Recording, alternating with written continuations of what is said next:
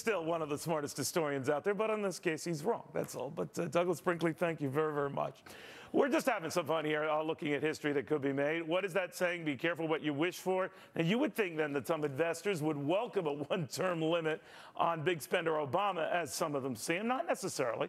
To Fox stars Jonathan Hoenig and Christopher Hahn and Lizzie McDonald. And Chris, you're a big supporter of the president, everything he's done and all of that. Could you see such a scenario?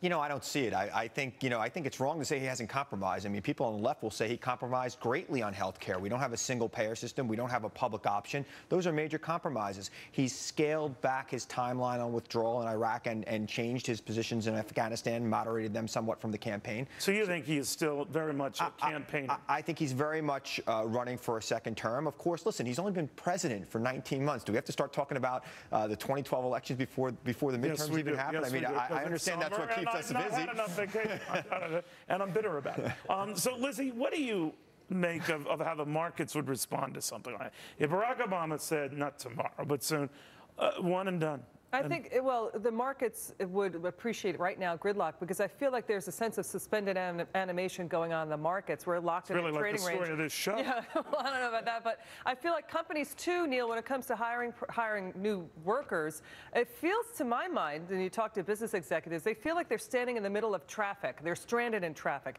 and they don't know what the president's aims are. They don't know what the narrative is. The dots have not been connected. They're uncertain where he's headed with his policies. He has not connected the dots. We know that Reagan always talked about the weak economy, what he was going to do. There was Reaganism. What is Obamaism? We know that President Clinton always talked about the weak economy, what he would do to fix it. We know that the president's been talking about the economy, but these are really far-reaching goals he has set, and he is accomplishing them, and many people in many precincts feel it is an overreach. And this blame Bush stuff has got to stop, because Nancy Pelosi and Reid were in office since the 80s, and Biden has been in office since the Nixon era. So could I get back to my premise? Good or bad for the markets? Would they like this or not? Would they like what?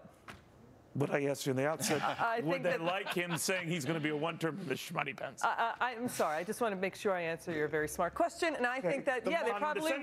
The markets have liked his presidency, you know. Let's acknowledge that. I mean, the markets are doing much better. If you go to the first quarter of 2008, you look at your 401k now, they're a lot better than they were then.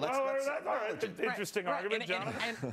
Right. And Neil, all it took was, what, $1 trillion+ I think that's probably most interesting. Is it all the victories? How would you feel, Jonathan, if tomorrow the president says, I'm not running for re-election? Well, Neil, I mean, what the market seems to be most worried about right now are the passage of these long-term entitlement programs. I mean, that really is what the cyanide is for an economy. And the president's victories, and you rightly point out, he's had many victories. Unfortunately, the public doesn't seem to categorize them as victories, because they are the expansion of just those entitlement programs. But my point is, he's gotten a lot done. You might not like what he's gotten done, but he's gotten a lot done. So what would happen if he told the markets, told Jonathan Hoenig, look, I mean, one and done, I've had a great success rate. I'm going to go out on top, torpedoing everything that Jonathan stands for. Well, I think if the right, Neil, is actually able to run a legitimate alternative, then the market would like it. And what if it were Hillary Clinton? What if it were Hillary Clinton?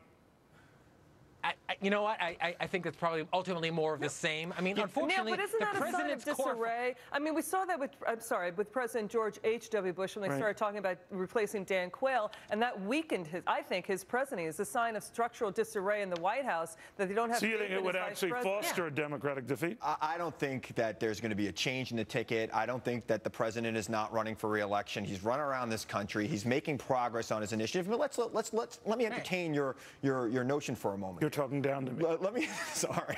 You know, the founders didn't want people to go to Washington and govern by a poll. They wanted people, this is a republic, not a democracy. They wanted people who were going to go there and do what they thought was right for the country. It's only because we didn't have polls at the time. Right. Even if, well, we had a democracy prior to this that was a little bit more dysfunctional, and we wanted people to. I am so right, and all of you are so wrong. That's all I know. Well, if you need a vacation, Long Island's very close. Guys, thank you very much. Look forward to seeing you back here real soon. In the meantime, now to the Republican governor says, regardless